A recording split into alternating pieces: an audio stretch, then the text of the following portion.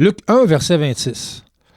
Au 6e mois, l'ange Gabriel fut envoyé par Dieu dans une ville de Galilée appelée Nazareth, auprès d'une vierge fiancée à un homme de la maison de David nommé Joseph. Le nom de la vierge était Marie. L'ange entra chez elle et dit, « Je te salue, toi à qui une grâce a été faite. Le Seigneur est avec toi. » Troublée par cette parole, Marie se demandait ce que pouvait signifier une telle salutation. L'ange lui dit, « Ne crains point, car tu as trouvé grâce devant Dieu. Et voici, tu deviendras enceinte et tu enfanteras un fils, et tu lui donneras le nom de Jésus. Il sera grand et sera appelé Fils du Très-Haut, et le Seigneur Dieu lui donnera le trône de David, son père. Il régnera sur la maison de Jacob éternellement, et son règne n'aura point de fin. » Bonjour les amis, bonjour membres d'Eva, bonjour ceux qui suivent Eva en ligne depuis longtemps. Alors on est à moins de 4 jours de Noël. Et aujourd'hui, dans mon studio, j'ai décoré ça aux couleurs de Noël autant que j'étais capable. Alors, j'ai mon petit renne ici, j'ai mon autre petit renne rouge là. Je me suis fait une petite ambiance de Noël. J'ai mis ma chemise la plus colorée que je pouvais trouver pour que ça fasse le plus Noël possible. Tout ça pour vous dire que moi, Noël, dans mon enfance, c'était pas nécessairement la fête la plus joyeuse. Et je sais qu'il y en a qui, parmi vous, qui pouvaient comprendre ce que je dis. Noël, hein, c'est blanc ou c'est noir. Hein. Pour certaines personnes, c'est super. Je veux dire, c'est des souvenirs d'enfance merveilleux. Et ça s'est poursuivi dans leur vie d'adolescents, de jeunes adultes, d'adultes. Pour d'autres, ça a mal commencé, puis des mauvais souvenirs d'enfance, c'est plus difficile je vous dirais, à effacer de sa mémoire. On a beau être né de nouveau, on a beau avoir été touché par le Saint-Esprit, il reste que quand arrive, on reste des êtres émotifs, puis quand arrive cette période-là de l'année, pour ceux qui n'ont pas eu une enfance super joyeuse, Noël, des fois, c'est, comme je vous disais tantôt, c'est pas nécessairement un temps où on a la facilité de se réjouir, de trouver ça féerique. Moi, j'ai eu à réapprivoiser Noël avec les années depuis que je suis chrétien. Quand j'étais petit, c'était pas extraordinaire, hein? Je ne veux pas rentrer dans les détails là, tant que ça, mais j'avais un père qui était porté sur l'alcool pas mal. Puis Noël, là, on ne savait jamais comment c'était pour tourner. Là. On ne savait jamais jusqu'où il irait. Puis souvent, on se ramassait dans des situations vraiment désagréables. Alors, il y a quelques bons souvenirs, mais généralement, c'était pas extraordinaire. Et où je veux vous amener aujourd'hui, c'est ailleurs que là. Je sais que, encore une fois, oui, c'est une période sensible, mais j'ai envie de vous dire, comme chrétien, on a la possibilité de regarder à Christ et de lui demander sincèrement, simplement, hein, il nous enseigne dans les Écritures que les prières, ça n'a pas à être compliqué. C'est Seigneur, aide-moi à guérir ces moments-là de ma vie, hein, ou ces blessures-là qui, à cause de certains moments de ma vie, ont laissé des traces. Et là, Noël arrive. Seigneur, moi, j'ai envie de passer un Noël, même si ce n'est pas un Noël standard cette année à cause de la pandémie. On peut demander au Seigneur, moi, j'ai envie de passer un beau Noël. Ne serait-ce que pour avoir un temps de repos, parce que normalement, ce n'est pas nécessairement toujours un temps de repos quand on travaille puis on doit se taper toutes les fêtes à gauche, à droite, aller voir le père, aller voir les amis, aller voir le frère. Souvent, ça fait des périodes de l'année où on court comme des bons. Là, cette année, c'est différent. On est la plupart confinés à réduire nos déplacements de façon extrême. Du moins, j'espère que c'est votre cas.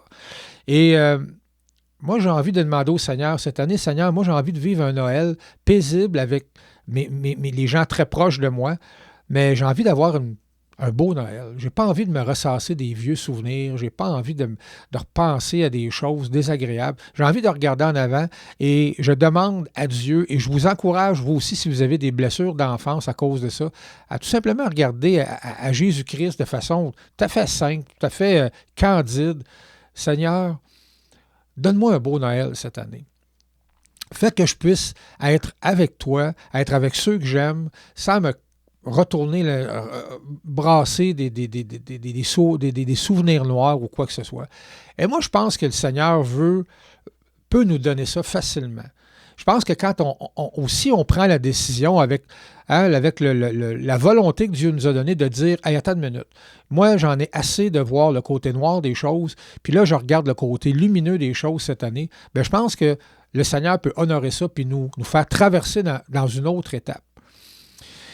Alors, cela étant dit, j'ai commencé avec un verset biblique, Luc 1, verset 26, et la raison pourquoi j'ai choisi ça, c'est que récemment, j'entendais une femme très connue, une chroniqueuse, qui a une longue carrière dans les médias, qui disait « Moi, je suis prête à croire que Dieu existe. Je suis prêt à croire que Jésus est venu, qu'il y a eu un homme, un prophète, un grand prophète qui s'appelait Jésus. Je suis prêt à croire qu'il a tellement influencé son époque qu'on en parle encore aujourd'hui, que suite à sa venue sur Terre, une nouvelle religion a été fondée, le christianisme. Il a sûrement dû avoir un impact incroyable. Ça fait 2000 ans et on en parle encore. Il y a encore des gens qui croient en lui, Mais elle m'a dit à celui qui l'interviewait à l'émission que je regardais, mais moi, l'histoire de la naissance là, de Jésus enfanté par le Saint-Esprit, là, elle dit, moi, je ne crois pas à ça. Elle dit ça, Et ça m'a comme, Et je me suis mis à réfléchir à ça, et honnêtement, c'est vrai que c'est fort de café. Quand on lit ça, là, on se dit, hey, attends une minute, c'est quelque chose, là. Il faut vraiment avoir été touché par le Saint-Esprit pour lire une histoire comme ça et croire dans le fond de notre cœur que oui, ça s'est passé comme ça. Et je peux comprendre que les gens qui sont, j'ai envie de dire, assis sur la clôture, que ça fait partie des histoires qui sont un petit peu difficiles à avaler. Moi, il n'y a jamais un ange qui m'est apparu en 23 ans de vie chrétienne. Et pourtant, je connais pas mal de monde qui témoignent de façon, j'ai envie de dire, très décomplexée, que oui, eux autres, ils ont rencontré des anges, et c'est toujours des histoires fantasmagoriques, là. Et moi, jamais un ange qui m'est apparu. Mais je viens devant vous pour vous dire aujourd'hui que j'aimerais vraiment ça si un ange pouvait m'apparaître, comme à Marie.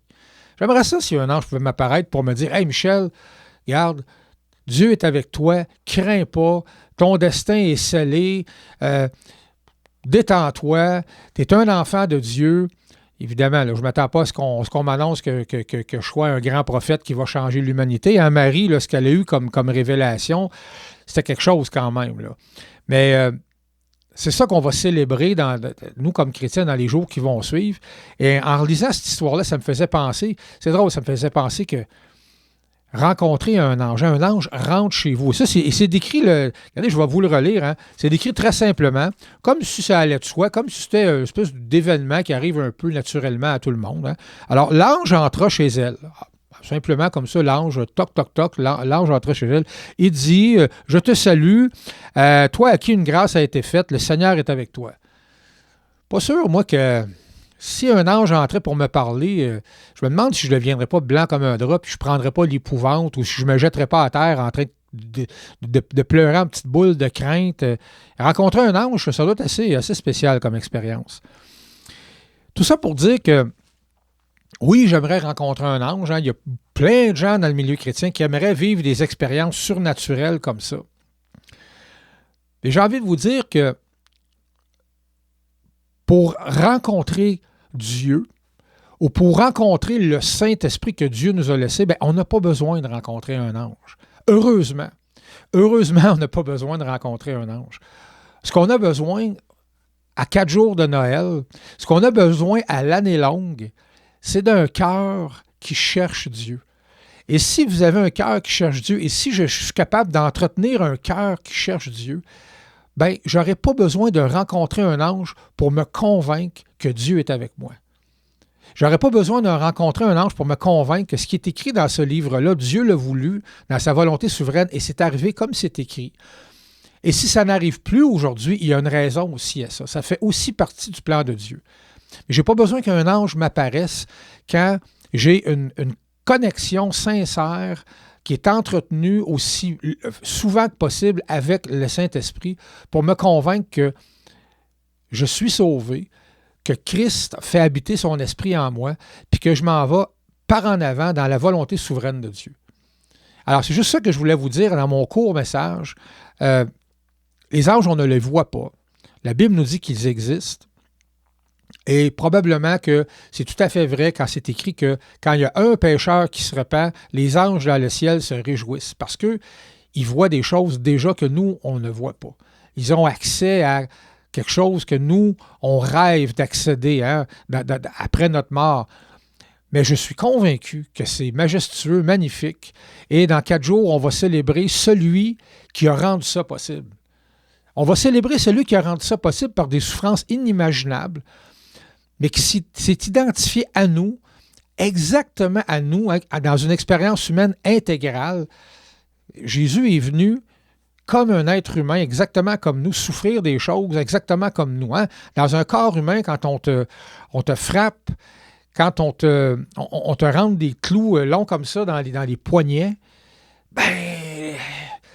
Dieu n'a pas mis sa divinité à on quand c'est arrivé pour ne rien ressentir. Ce n'est pas ce que les Écritures disent. Il est venu s'identifier intégralement à la souffrance humaine pour ensuite, non seulement nous sauver, mais pour ensuite pouvoir nous dire « Je te comprends, je m'identifie à toi, je m'identifie à tes blessures, je m'identifie à tes difficultés, je sais c'est quoi vivre l'expérience humaine, je l'ai vécu, je suis descendu à ton niveau pour vivre exactement ce que toi tu vis et je te comprends et je suis capable de te soutenir et de te donner ce que tu as besoin dans les moments les plus noirs de ta vie. » Et moi, je crois à ça. Et je vous encourage à vous entretenir dans la parole de Dieu, dans la prière, et de ne pas espérer qu'une expérience surnaturelle va venir changer votre vie chrétienne. Parce que vous remarquez que tous ces gens-là qui courent après ces expériences-là, c'est jamais assez. Hein? On en veut toujours plus, toujours plus, toujours plus. Puis, souvent, les gens focusent tellement là-dessus qu'ils en arrivent même à une espèce d'endroit où ils se font croire que c'est en train de leur arriver, alors que ce n'est pas en train d'arriver, alors que c'est beaucoup plus simple que ça. Et que ressentir la présence de Dieu et vivre des choses surnaturelles, ça se passe souvent dans notre cœur, dans des moments du quotidien qui sont, j'ai envie de dire, ordinaires. Mais quand tu es branché au Saint-Esprit, tu sais que Dieu t'accompagne.